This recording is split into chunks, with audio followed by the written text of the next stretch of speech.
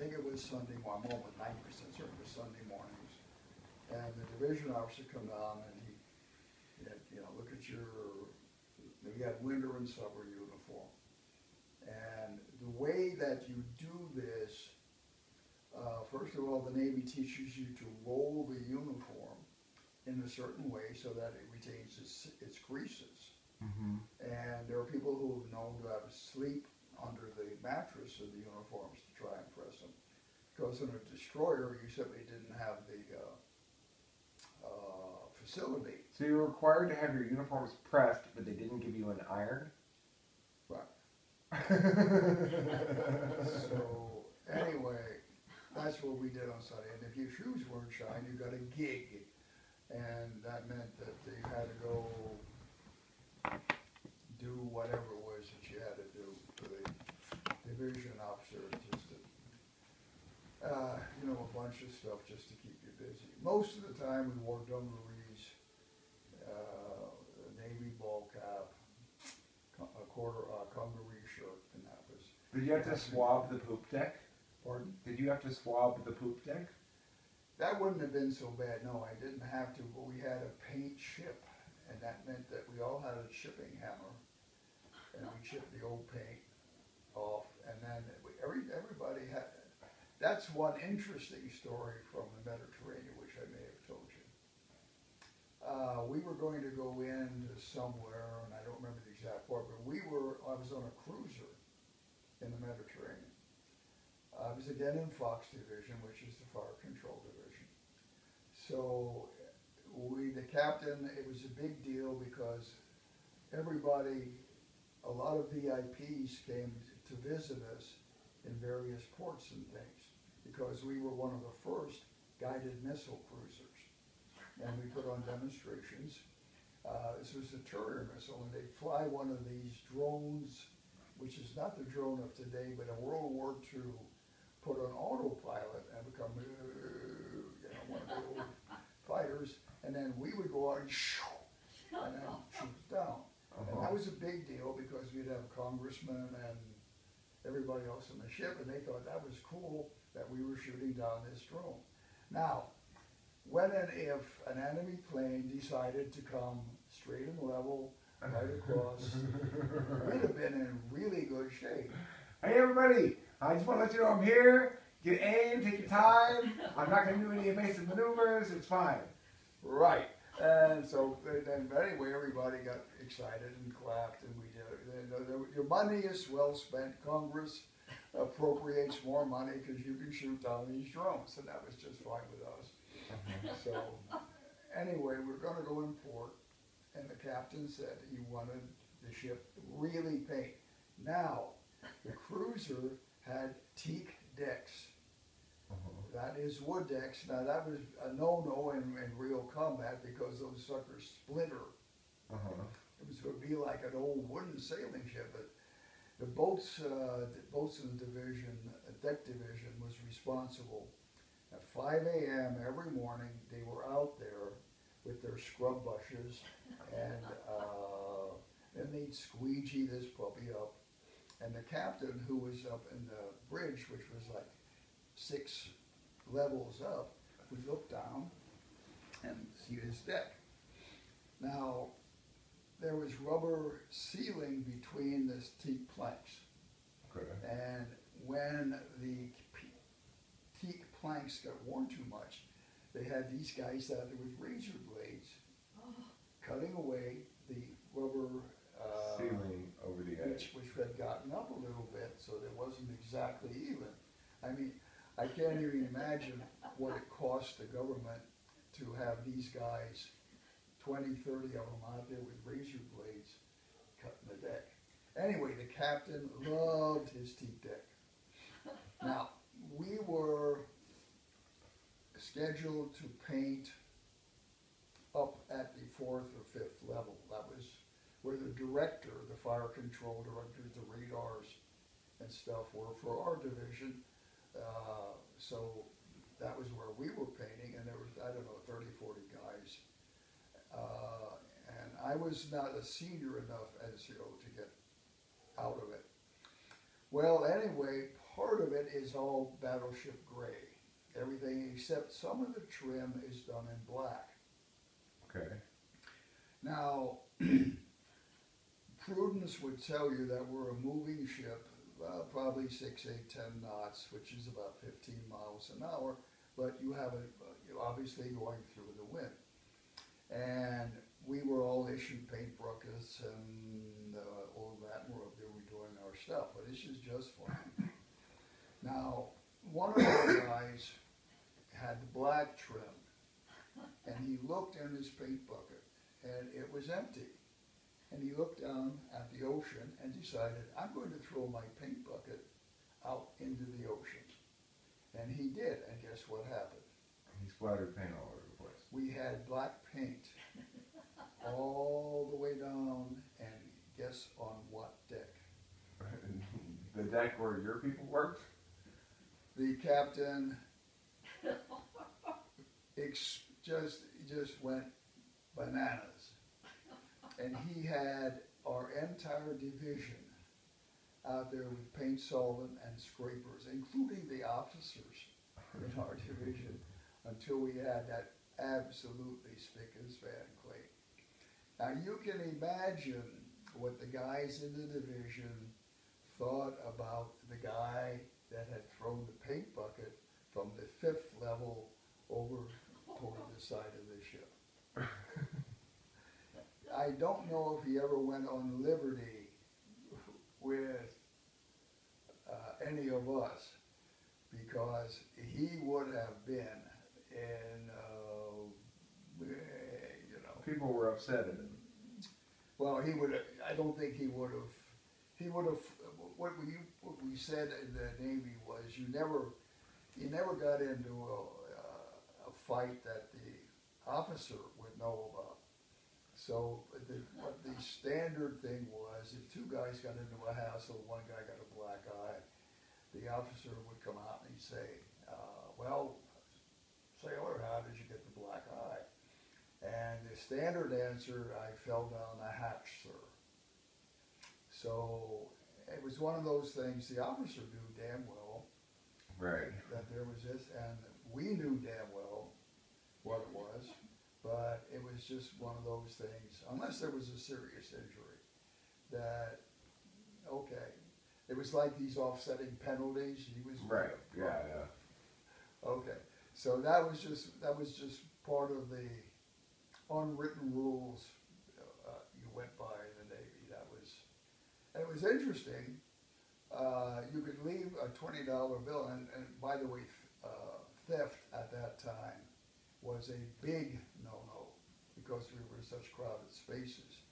So I could leave a $20 bill on my bunk and a pack of cigarettes, and the cigarettes might be gone, but the $20 bill wasn't, because people would identify a guy who was stealing. I may have gone, but if the guy was stealing, he was gone. Next No, port. he wasn't. He was out. Really? It was a morale factor. You can't be worrying about who's in your locker or what's going on when nobody's in the bay. Right. So if there was theft beginning, at least at that time, gone. I mean, it was just one of those unwritten things. Right. Oh, I'm going to go back to Japan for a minute. When your mother and I went over, Okay, good. years later after I was in the Navy, the transformation of Japan from the 50s, and I think we went over in the 80s. Early 80s. Yeah, was remarkable. And you could still, at that time, the displays of jewelry, watches, and everything were right out there in the open, and theft was virtually unheard of. Jane had left an umbrella in a taxi from the Imperial Hotel in Tokyo. And we came back and said, oh my God, and the clerk The check-in clerk said, "Oh, don't worry about it. It'll come back." And sure enough, the taxi driver brought it back, or whoever it was, to the hotel. And that would be just the way it was. Yeah. Apparently it's not that way today, but that's the way it was then. Huh. Are you bored enough now with all of this? No, I find it really interesting. I mean, if you want to go to the gym, go to the gym, and we can do more next time I come. I want to get a bunch of these. This is really interesting. Like I had not actually heard much of what you told me today, which is surprising because Well, there just would not be a lot of interest unless you're a contemporary of the 1,000-year eggs in the Philippines. I mean, the point I want to make, though, is that I came home and I had seen and done in the 4 years that I was in the Navy astronomically, exponentially more than my uncle and aunt. Right. I could come home and I could talk about the Philippines, Australia, Hawaii, Scotland, Turkey, Majorca, Spain, because I'd been there. Right. We had, and the other thing is that they gave us opportunities when we went to these different places at that time. And I had seen the Roman ruins at Izmir. I had been to the Topkapi Palace in Istanbul, where the treasures of the Ottoman Empire were stored. Jane and I went some years later. But I got home and I was absolutely insufferable. Yeah.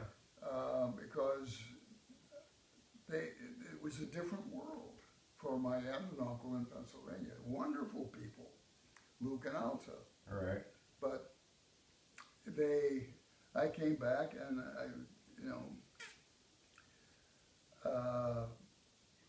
a different person than I had come from high school. But still young and... Still young, immature, a lot of chip on my shoulder, as it were. And quite frankly, Jane and I were insufferable when we came back from Europe.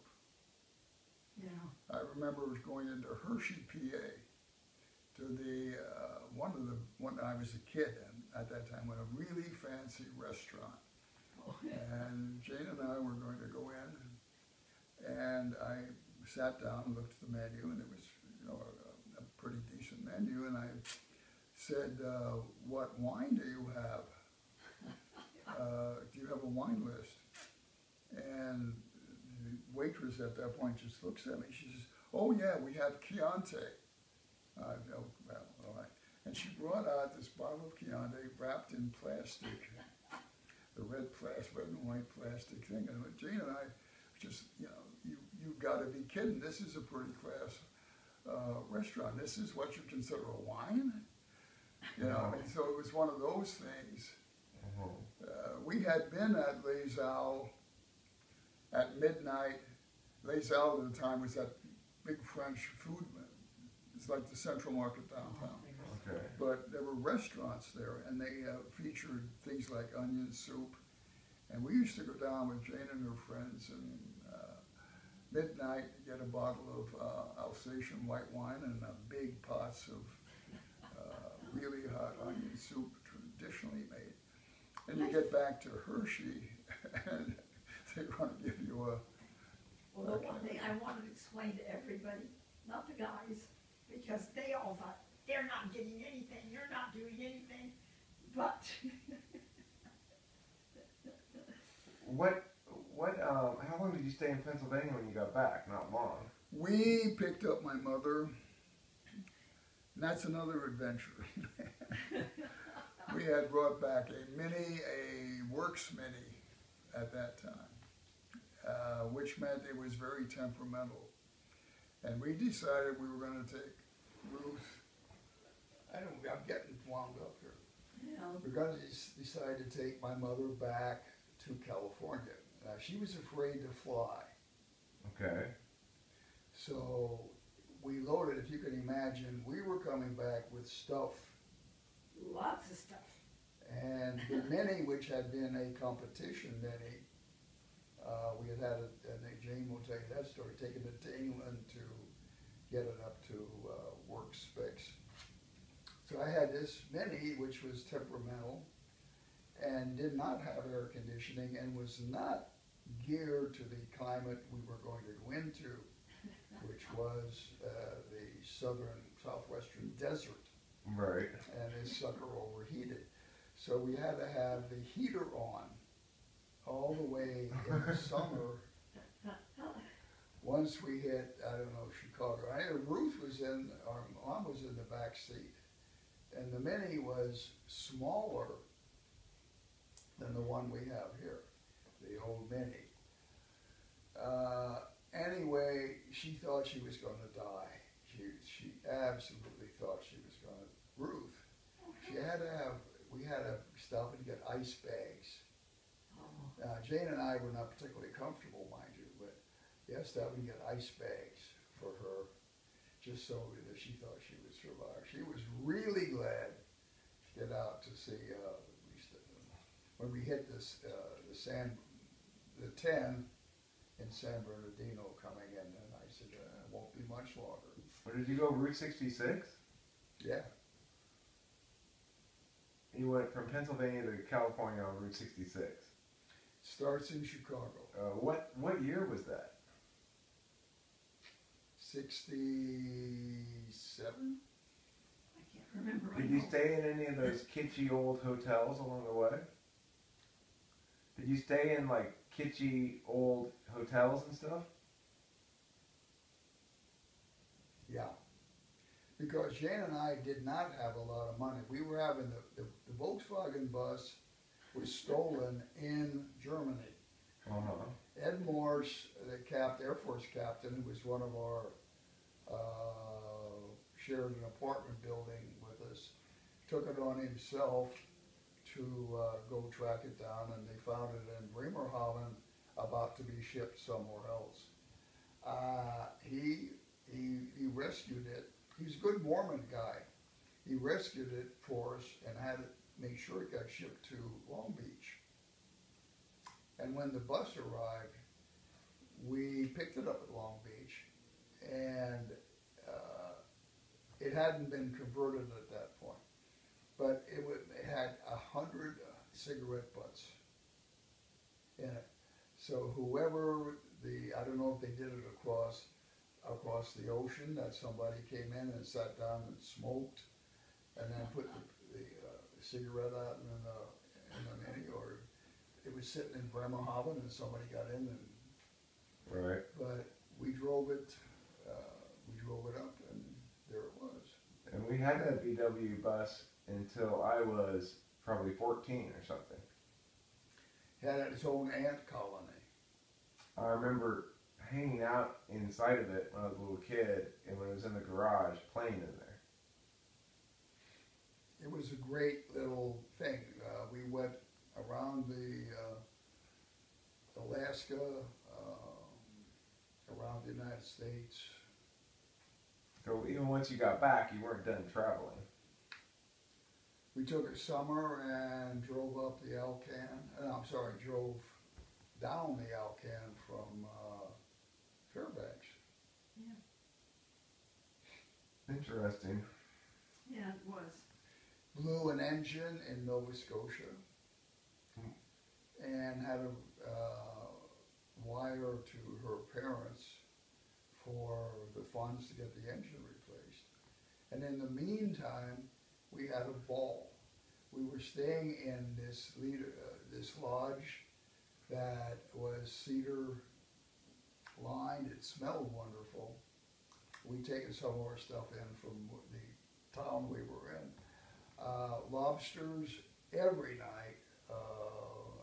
It was really hated to leave when the bus was fixed. And we went down to Florida and stayed with my ex-race mate, Dave Hillnick. Went out tarpon fishing. Uh, Took the bus, flew to Anguilla to see our friends Richard and Ellen, and then worked our way back to California. Wow. And we stayed in South Carolina one summer night where Modesty went to the winds. It was just so hot and so humid we couldn't stand it in the bus.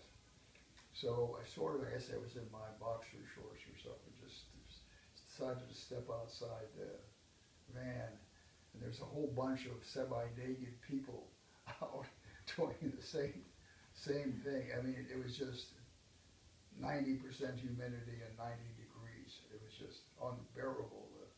The sheet on was soaked from both of us. But I just thought, Modesty, forget it. Everybody's outside.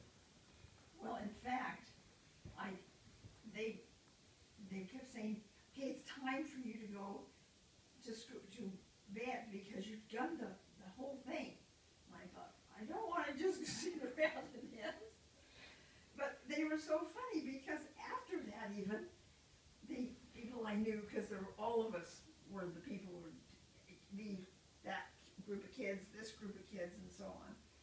So you avoided having a kid for a long time on purpose? Yeah. Because you were having fun. Well, yeah, and besides, I put this one is fine. I had a chance. Jane had a job with the OD in Germany. I wasn't sure about mine. That's one of those other turning points. A very good friend of ours, I had my BA and some credential work, Jane tells me. I got a job as a local hire on the Air Force Base where Jane was teaching, which meant I taught there at the school. But when spring came, Jane had the offer to an extended year on the air base there to teach again. She was teaching science. They didn't know about me, whether I was going to have because the guy I replaced had cancer or something that he had to take a leave of absence, and we didn't know if he was coming back or not. And we had thought about, I had asked, am I going to get a contract for next year? And they didn't know. So finally we had to make a decision. We had to get out of the apartment. We had to ship the bus, And we could only wait so long. And I had been accepted to grad school at SC. So didn't quite know. We really both wanted to stay another year, I think. And it was an exciting year. So, yeah, we're going to go home. And the government shipped Jane and me. We had free shipping and free airfare. We were guaranteed a ride and drive. Getting home, government expense. So, anyway, yeah, all right, we're going to go home. And about a week later, I got my contract offer. So we would have probably delayed coming home at least a year. Corey, or one of our good friends, stayed, retired in Europe, in Italy. Arnie, another very good friend, finished his doctorate over there and got a high position in the school system. He was superintendent of an area by the time last we heard. He married one of Jane's good friends, Betty Clinton. Oh. And they had stayed. So the probability is that I would have gone into assistant principal with the Army system. And odds are we probably would have been. Jane could have gotten a job if I had been assigned to any one of the Army school bases, including Japan, Korea, Philippines, da da da da da. So it may well have been, we would have been Army bums. But instead you went to grad school. Or got your PhD. Well, no, I was going to go to graduate school there. That was the whole idea, that I was going to, that was when Jane took the job in Germany, that I was going to go to graduate school at Heidelberg. Heidelberg, it was University of Maryland, where I had gotten my BA, and I would have continued on in graduate school over there. Now, Heidelberg was a goodly distance, so it would have been one of these weekend things where I went to school in Heidelberg during the week and then come back to the air base on the weekend. But the guy got sick and the job was open, and I said, well, we'll delay it a year and I'll take the job because it was fun. Right. That's that story. That's interesting with those many